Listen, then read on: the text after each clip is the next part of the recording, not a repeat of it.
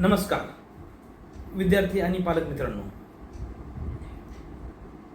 MBBS admission Telangana राज्य यांची ॲडमिशनची जी प्रक्रिया आहे तर त्याबाबतचं नोटिफिकेशन काल अधिकृतरित्या प्राप्त झालेलं आहे.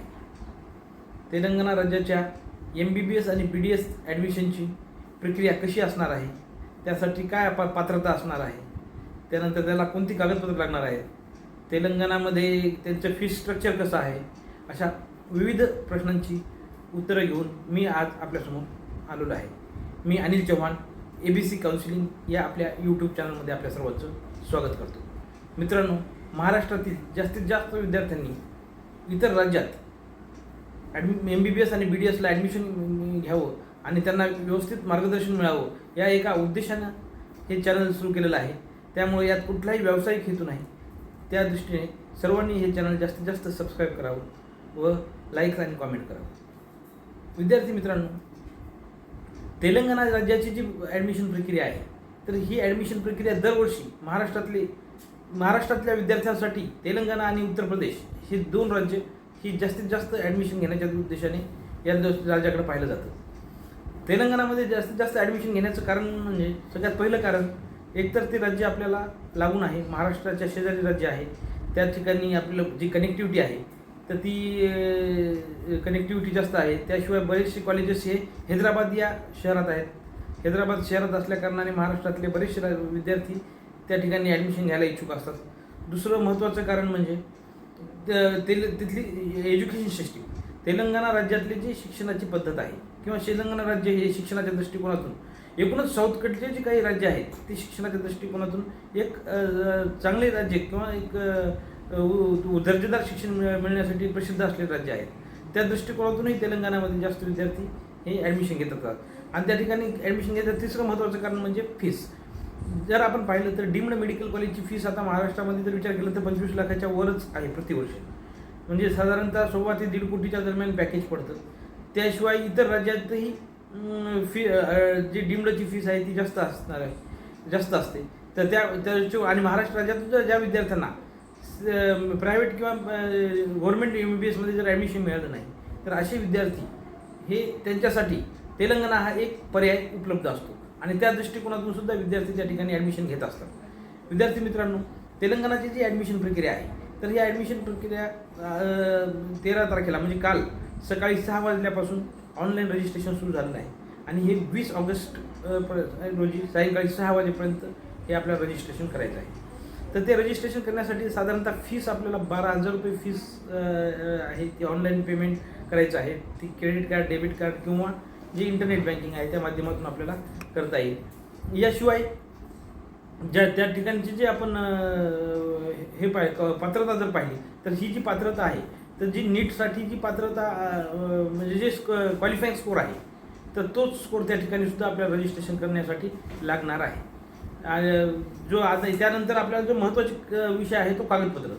जे आपल्याला कागदपत्र आपल्या ज्या नीटसाठीची किंवा आपल्या जे म्हणजे जे CET सेलमार्फत जी आपण रजिस्ट्रेशन केलं आहे किंवा MCCचं रजिस्ट्रेशन केलं आहे तीच कागदपत्र या ठिकाणी लागतात. फक्त या ठिकाणी एक वेगळं कागदपत्र लागणार आहे म्हणजे तो आहे स्टडी सर्टिफिकेट.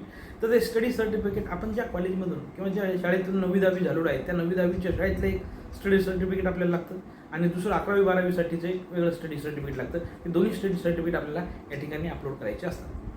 तर ही अतिशय सोपी पद्धत आहे. ऑनलाईन प्रक्रिया कशी करायची आहे, काय कसल्या पद्धतीनं फॉर्म भरायचे आहेत, ही सर्व प्रक्रिया त्यांनी आपल्याला जे इन्फॉर्मेशन ब्राउचर आहे तर त्यात ते दिलेलं आहे. त्यामुळे त्या ठिकाणी आपल्याला फारसं काही आपल्याला अडचण येणार नाही. विद्यार्थी मित्रांनो, या पुढचा विषय आहे तो जे सीट मॅट्रिक्स म्हणजे साधारणतः किती सीट्स अवेलेबल असतात. तर सीट मॅट्रिक्स त्यांनी आपल्याला अद्याप अधिकृतरित्या सीट मॅट्रिक्स मिळालेलं नाही. ते वेळोवेळी ते आपल्याला म्हणजे ज्या काउन्सिलिंगची प्रक्रिया सुरू होईल त्यावेळेस डिक्लेअर करू असं त्यांनी ब्राउचरमध्ये आपल्याला सांगितलेलं आहे. परंतु जर आपण पाहिलं तर तेलंगणातली साधारणतः जी सीट्स अवेलेबल असतात बाहेरच्या राज्यात आपल्याला माहीत आहे. तेलंगणा हे एक ओपन स्टेट राज्य आहे. ओपन स्टेट राज्य म्हणजे काय तर त्या ठिकाणच्या राज्यामध्ये त्यांच्या राज्यातल्या विद्यार्थ्यासोबतच इतर राज्यातल्या विद्यार्थ्यांना सुद्धा प्रवेश दिला जातो. महाराष्ट्र हे क्लोज स्टेट आहे म्हणजे महाराष्ट्र राज्यातल्या विद्यार्थ्यांना हे जे महाराष्ट्र राज्यातले MBBS कॉलेजेस आहेत, गव्हर्नमेंट असो की प्रायव्हेट असो, या ठिकाणी फक्त महाराष्ट्र राज्यातलेच विद्यार्थी प्रवेश घेऊ शकतात.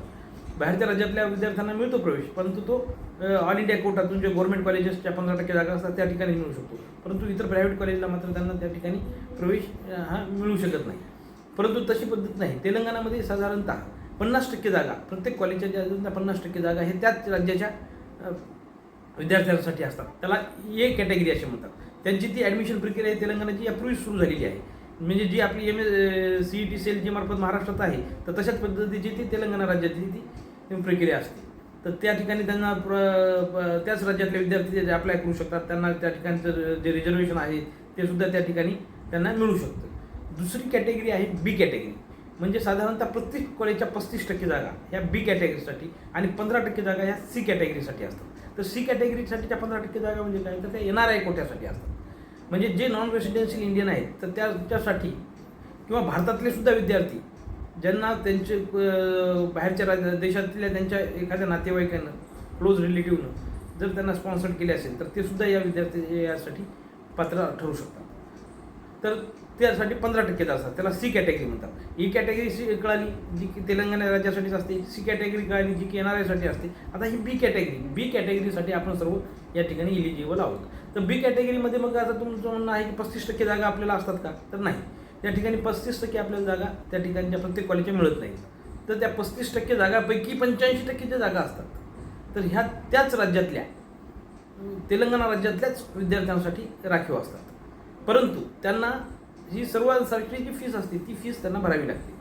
म्हणजे ते 8 कॅटेगरीपेक्षा ही थोडंसं डिफरंट असतं. दुसरी गोष्ट आहे आणि उरलेल्या ज्या 15% असतात बी कॅटेगरी 35%पैकी ज्या 15% असतात तर त्या ह्या इतर राज्यातील विद्यार्थ्यांसाठी अवेलेबल असतात. जर आपण विचार केला एखाद्या कॉलेजला जर 100 सीट्स आहेत तर त्यातल्या 5.25% सीट्स हे इतर राज्यासाठी अवेलेबल होऊ शकतात. मग आता तेलंगणामध्ये जवळपास आपल्याला प्रत्येक कॉलेजला साधारणतः एक 8 ते 10 जागा या बाहेरच्या राज्यासाठी अवेलेबल असतात. तेलंगणा राज्यातले सगळ्यात महत्त्वाचं वैशिष्ट्य या जे जागा आहेत तर या जागेतलं एक सगळ्यात महत्त्वाचं म्हणजे या ठिकाणी कुठलेही सोशल रिझर्वेशन जे आहे आपल्याकडचं SC ST असो OBC असो की कुठलेही असो तर ते या ठिकाणी आपल्याला लागू होणार नाही. कुठलीच फीसमध्ये सवलत मिळणार नाही. ही तेलंगणा राज्यातल्या विद्यार्थ्यांनाही मिळणार नाही आणि महाराष्ट्र राज्यातल्याही मिळणार नाही. ज्यांनी बी आणि सी कॅटेगरीमधून रजिस्ट्रेशन केलं आहे त्यांना बी आणि सी कॅटेगरीतून प्रवेश मिळवायचा आहे. तर हा झाला इथला मूलभूत एक आपल्याला बेसिक माहिती आहे. आता विद्यार्थी मित्रांनो, आता आपल्याला लक्षात येईल दुसरा एक विषय आहे की या ठिकाणी एक अजून फीस स्ट्रक्चर हा एक विषय महत्त्वाचा आहे. विद्यार्थी मी अजून पहिल्याच सुरू घेतलं की तेलंगणा राज्यामध्ये आपले जास्तीत जास्त विद्यार्थी ॲडमिशन घेत असतात. त्या ठिकाणी ॲडमिशन घेण्याचं आणखी एक महत्त्वाचं कारण म्हणजे फीस.